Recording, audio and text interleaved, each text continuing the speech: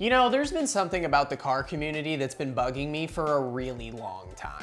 There seems to be this notion that every BMW owner eventually graduates into owning Porsches because Porsches are better cars than BMW.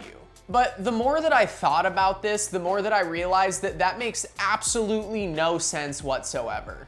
What I do know is that if there's one thing Porsche fans love to do on the internet, it's argue. So I really wanted to take my time with this video and make sure that I had all of my points laid out super cleanly so that you can understand what I'm trying to say. And what I'm trying to say is that BMW makes and has always made better cars than Porsche. This opinion of mine is going to be broken down into 7 main points. So without further ado, let's just go ahead and jump right into it.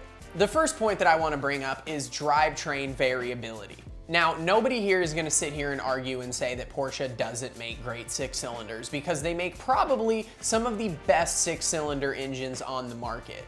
That being said, that's pretty much all they've got. If you want a 4-cylinder Porsche, I hope you enjoy a base model Cayman or some SUVs. Meanwhile, if you want a 4-cylinder BMW, you've got NA 4-cylinders, you've got boosted 4-cylinders, you've got 4-cylinders that are in sedans, you've got 4-cylinders that are in coupes, you've got 4-cylinders that are in sports cars, and you've got 4-cylinders that are in SUVs. Not to mention, when was the last time you ever heard someone praising a Porsche 4-cylinder engine?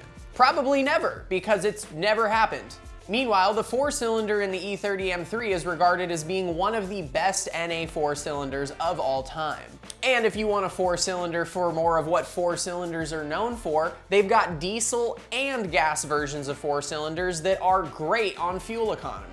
So whether you want a rowdy race car or you want something that's more economically focused, BMW has multiple options for you. Whereas Porsche basically has nothing worth mentioning, if we're being honest. Okay, so let's double the engine size then. Let's say that you want a V8 car. You want a V8 Porsche? I hope you like SUVs or spending $1 million on a 918 Spyder. Yeah, okay, they also have the Panamera, which is like the most tamed down version of an M5 that you could possibly have, that also has the starter inside the bell housing for the transmission. Go ahead and look up how much that job costs real quick. Just go ahead and look that up for me. And I want you to keep that in mind before you think about making a smart mouth comment about BMWs being unreliable and too expensive to maintain. Meanwhile, you want a V8 BMW? Oh, well, the options are plentiful. Want something cheap? You could buy an E34 540i. Want something legendary? You could buy an E39 M5. You want something cheap but dangerously fast? Say hello to the F10 M5 and F06 M6. Sports cars, sedans, coupes, SUVs, BMW literally has like 9 or 10 different solid cars with V8s in them. Porsche has 3, one is over $1 million, the other is an SUV, and the other one is just like, I mean, look at this thing. Look, it's a Panera bread. Like, what do you want me to say? It's cool if you're a dentist, but other than that, a Panamera is just a Panamera. It's nothing to write home about. Like, come on. Let's take it up one step further. Let's say you want a car with a V10 in it. You want a V10 Porsche? I hope you have multiple millions of dollars because now you're buying a Carrera GT, and last time I checked, those things are selling for like 2 to 3 million. Meanwhile, let's take a look at the BMW variety. You've got a coupe, you've got a sedan, and you've got a convertible, all of which are available for under $50,000. If you're willing to put up with an automatic convertible M6, you could have a V10 powered BMW for $6,000. Say all you want about the reliability, in no universe would the amount of money it takes to fix an E60 M5 come anywhere close to the cost of a Carrera GT, which is your only V10 option from Porsche. Furthermore, every single person who's ever driven a Carrera GT says it's sketchy as shit and really not that fun to drive because it's always trying to kill you. Oh, and it's also $2 million. But let's go ahead, let's get even spicier, ladies and gentlemen. Let's say you want a V12 powered car. If you're a Porsche fan and you want a V12 powered car, thumbs down, too bad, sucks for you, they have nothing. Meanwhile, over in the BMW camp, you can buy an 850 CSI with a manual transmission in it right now for $70,000. V12 manual two-door sports car, $70,000. I don't care if this car takes $100,000 in maintenance. That is still a crazy, phenomenal deal. And if you read reviews of the 850 CSI, you will find that people regard them as being very pleasant and fun cars to drive. But let's say that old school stuff, it's not for you. You're too bougie, all right? What are you gonna do driving around in a 90s 8 Series? Absolutely not. Well, they've got NA V12s in 7 Series, and then now they've got boosted V12s in 7 Series. And don't sit here and tell me that BMW doesn't make a good boosted V12, because Rolls-Royce was literally borrowing them for like 10, 15 years. So wrapping up this first point, it really boils down to BMW's got way more engine options than Porsche does, and they pretty much have a notable engine in every single category. They've got a legendary 4-cylinder in the E30 M3. There's like 6 legendary 6-cylinders to choose from BMW. You've got the V8 in the E39 M5, in the F10 M5, the V8 in the E34 540i, the V8 in that super cool X5 4.0 IS or whatever it's called. Look at this thing. It's freaking sick. It's an SUV, but it's cool. Obviously, BMW's V10s are known for being a bit problematic, but again, they're so cheap and available on the market, it's kind of a no-brainer if you're looking for a V10 powered car. Because you're either paying 6 to 10 grand for an E60, or you're spending like 80, 90, 100, 120,000 on like an R8. Maybe you can find one of those low mileage Audis with a V10 in it that isn't an R8. And then again, for V12s, you've got the NA V12 that can be had with a manual transmission in the old 8 Series, or you've got the newer V12s, boosted and NA, that have been featured in the bigger cars like the 7 Series. It literally doesn't matter what type of car enthusiast you are, BMW literally has a car for everybody. Meanwhile, Porsche's been making like the same 4 cars for the last like 40, 50 years. I don't care when the SUVs came out. I don't care that it saved the brand. They're known for the Cayman and the 911, which have fundamentally basically been the same car since like the 60s. They've just been slowly getting better at masking the fact that they put the engine in the wrong place on their flagship car. Okay, let's jump into point 2, which is slightly tied in with point 1 a little bit, so I'm not gonna spend as much time on it. But the second point is variety of styles. Like I just said, if you're a Porsche fan, if you are searching for a Porsche, chances are you are searching for a 2-door sports car with limited to no trunk space. That's just kind of what it is. That's Porsche's bread and butter, and there's nothing wrong with that. But again, when we're talking about a brand to idolize, a brand to talk about building a collection with, a brand that we're talking about being excited to represent, why are we getting excited about the car company that's making like the same version of the same car like over and over and over and over again? Meanwhile, you go over to the BMW camp, you can get long luxury sedans, you can get the weirdest, funkiest coupes you've ever seen in your entire life. You can get station wagons, you can get SUVs, you can get sports cars, you can get roadsters. Practically every single body style of car that has been invented, minus minivan, you can buy from BMW. So again, at least to me, what Porsche offers as a company is really not all that exciting. I could never envision myself wanting to have a collection of Porsches because I would basically be collecting a bunch of versions of the same car. And that just doesn't make any sense to me. Let's go ahead and move on to point number 3, which is obtainability. Here's the thing, a car being obtainable isn't just nice because of the purchase price you're getting it for being lower than a comparable option.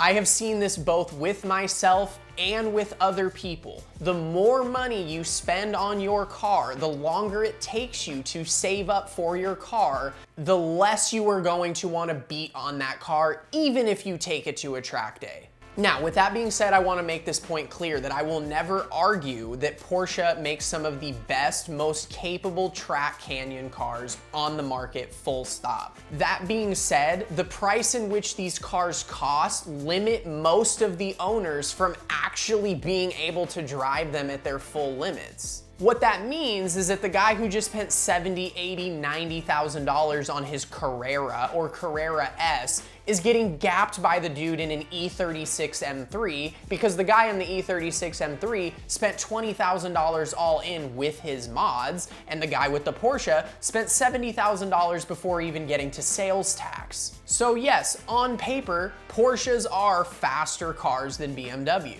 But in reality, because of the price difference between comparable models, I very rarely ever see Porsches being driven faster than BMWs in any setting whatsoever. Just put this in perspective for a second. The amount it would cost you to replace the brakes on a 911 Turbo, a 2015 911 Turbo, you could just buy an E36 M3. So a Porsche owner going into a track day, knowing that the cost of their brakes is equal to somebody else's car, they're probably not going to be giving it 100% brake pressure at every single turn. And at the end of the day, guys, why are we as car enthusiasts buying and being excited about cars? It's because we like driving. So for me, I don't really care that the Porsche's limits are higher. I don't really care that on paper, a professional track driver is always gonna put in a faster lap in a 911 than they are in an M3. Because for me, knowing the price difference between what a 911 costs and what an M3 costs, I am always going to drive the M3 faster. And honestly, I'm gonna have a better time doing it. And why I'm gonna have a better time doing it ties into point number 4, which is driving dynamics. I think what a lot of car enthusiasts, especially younger ones, seem to forget is that a huge appeal of what made Porsche so famous in the first place was that they were making fast track/canyon cars, despite the fact that they were designing their cars physically incorrect. There are a ton of keyboard warriors out there, probably a few watching this video, that will love to clown on Audis for their off-kilter weight distribution that puts more of their weight towards the front of the car than the rear, encouraging understeer. But we're just gonna sit here and pretend that a 65-35 weight distribution split from Porsche is totally okay because they got a Porsche badge on it? Again, Porsche engineers have done a great job to mask a lot of the issues that come with putting an engine in the back of the car. That being said, physics is always gonna physics. There's only so much you can do to mask most of the weight being behind the person driving the car. The Porsches have higher limits than the BMWs. I am never, ever, ever going to argue that. But because of the way that Porsches are designed, the second you cross those limits, unless you are an elite level driver, you are probably going to crash. Again, there's only so much you can do to fight the physics of an engine being in the trunk of a car. Meanwhile, let's look at the history of models that BMW has produced throughout their lifetime. You will notice that an overwhelming majority of them have either 50-50 weight distribution or extremely close to 50-50 weight distribution. This means that BMWs over the limit are much more predictable and are much less twitchy than Porsches are once those rear tires have lost traction. I literally cannot believe that I've had people on the internet trying to argue with me that a 911 slides fundamentally as well as a BMW M3. You have a whole engine pulling the back half of your car in a completely separate direction versus a car that is perfectly balanced 50-50 like a skateboard. There is no valid argument that you could make to say that Porsches slide better than BMWs because they don't. BMWs are fundamentally designed to be easy to control over the limit. And what that means is that drivers are more comfortable searching for that car's limit. If I could go out onto a track day, take a turn really hard and potentially go over the limit and still feel a general sense of confidence that I can save it, I'm gonna push that limit. But if I'm driving a Porsche 911 that in the back of my head is always reminding me that, man, this thing's got a lot of grip, but the second it doesn't have grip, it's gonna get really scary, I'm never gonna drive that car past 7/10 my limit because I never want to experience what happens when that car gets out of sorts. So again, for a regular person like you, me, and 90% of the people watching this video, the car that can physically be driven the fastest is the Porsche. The car that you're going to drive the fastest is a BMW. This next point is one of my favorite, and that is cost of ownership. Now for this point, I'm gonna be referencing my own car a lot, which is a 2015 BMW M6, a car that is commonly referred to as being one of the most unreliable, most expensive BMWs to own. Now, I've always had this idea that Porsche service, just regular service, was generally a bit more expensive than BMW service. So before I actually did any research, I had assumed that the amount that a 911 would depreciate on top of its increased costs of service compared to a BMW, on top of fixing any common problems that may occur, because let's be honest, it's still an automobile, it still has common problems, I theorized that it would actually be just as expensive, if not more expensive, to own a Porsche 911 from 50 to 100,000 miles as it would be to own a BMW M6. And we're talking near base trim 911 here. I'm not talking about a turbo, I'm not talking about a Turbo S, I'm not talking about a GT car, I'm talking about a Carrera S, a 991 2015 from the same year, Porsche 911 Carrera S. So I went and tested this theory with some research, and guess what? I was 100% right. In service and preventative maintenance, the cost of owning a 911 Carrera S 2015 from 50,000 to 100,000 miles is about $13,000. And that is not including depreciation. That is another factor because, again, Porsches are naturally more expensive than their comparable BMW counterparts, if you want to call them that. So even if they depreciate at a lower rate than the BMWs do, them being at a higher price means that they're at risk for depreciating more in terms of dollar amount. If you're buying a 911 at 50,000 miles for around 70, 75,000, you're likely to sell that car for $50,000 to $55,000 by the time it hits 100,000 miles. So between the $13,000 in service costs and the rate of depreciation that the car would have over 50 to 100,000 miles, a Carrera S is more expensive to own, to keep, than a BMW M6, the car that all you people on the internet love going around talking about being the most unreliable, most expensive. Y'all are so stupid. Is the BMW M5 and M6 a little problematic? Of course, but it's literally on par with the car that the car community loves to prop up as being the single greatest thing that's ever been invented and is like so reliable and so much better than BMW. A car is a car is a car is a car. And that means if you drive your car, things could break on your car. Now you may be asking yourself, well then Ethan, how did these two companies get the reputations that they did? BMW is always known for being unreliable and Porsche has always been known as being reliable and the best car of all time.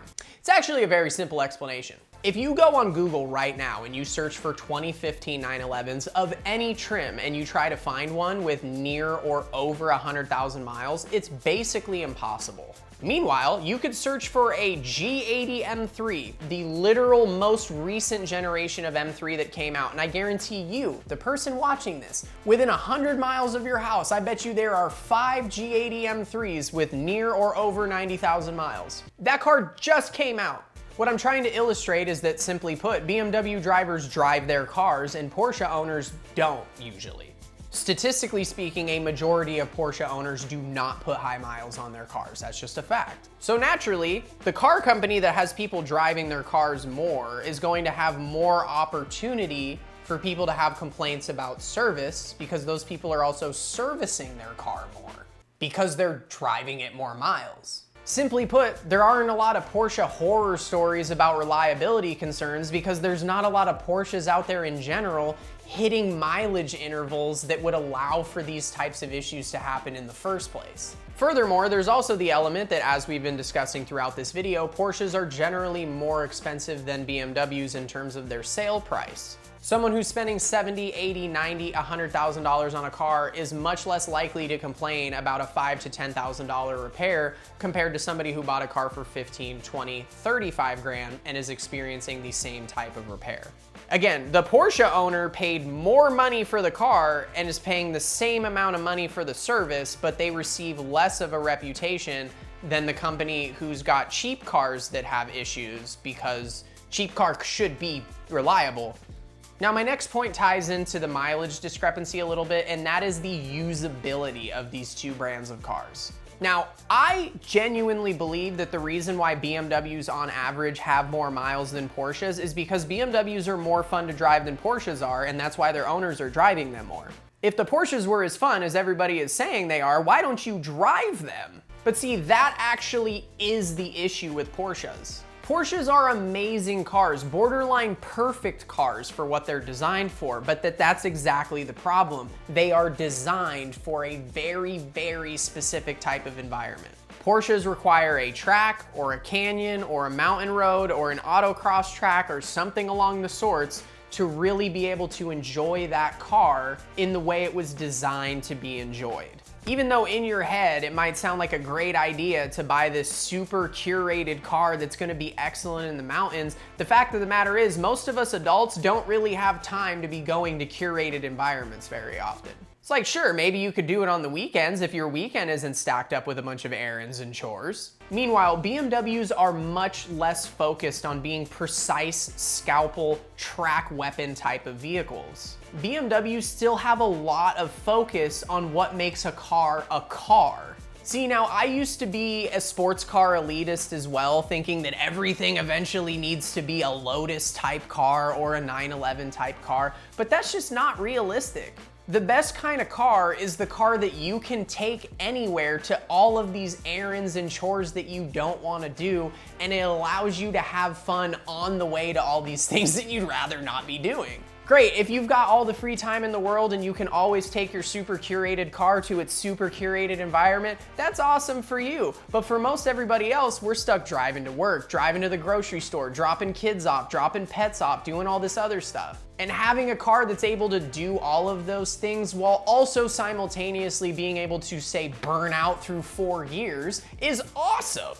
In my opinion, in that scenario, you're getting the most for your money. But furthermore, I feel like there's this huge element of guilt that people don't really talk about when buying super curated cars, especially when they're expensive. Because if you've been telling yourself for the last 10 years that a Porsche 911 is your dream car and you saved up for it and you bought it, every single weekend where you either don't have time or you do have free time and don't feel like driving your car, you're now going to feel guilty. You spent all that time, all that money saving for this particular car, and every single opportunity you have to drive that car, if you don't do it, it's going to make you feel guilty because of how long and how much effort, how much sacrifice you had to put in to obtain it in the first place. I think about that all the time. I've got 3 cars. I've got the M6 Competition, I've got my 328D, which is my daily, and then I have an E36 Coupe, which is basically my race car.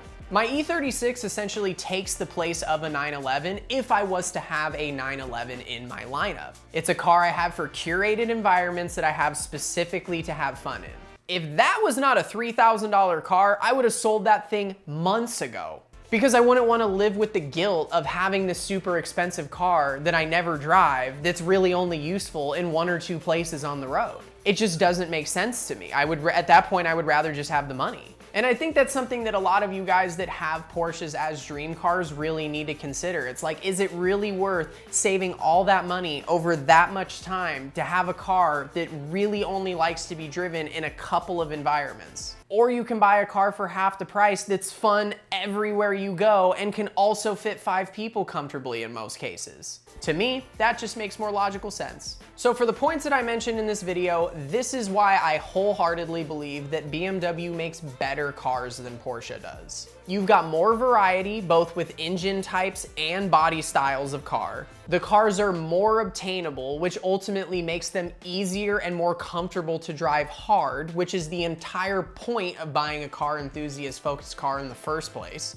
BMW's 50-50 weight distribution makes them inherently more balanced and more controllable than most of the rear-engine 911s. The cost of ownership from a service perspective is actually not that much different between Porsche and BMW if you're comparing cars across the same amount of mileage intervals.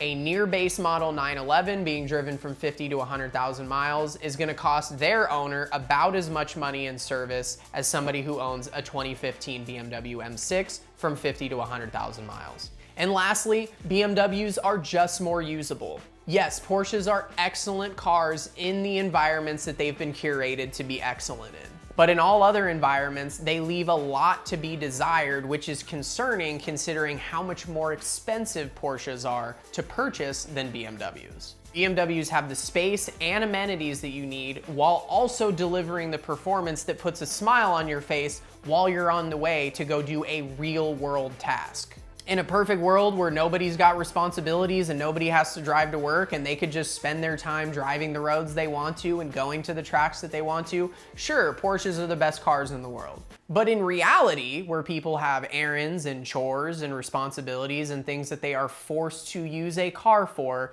it is my wholehearted belief that BMW makes better cars than Porsche does, and they always have.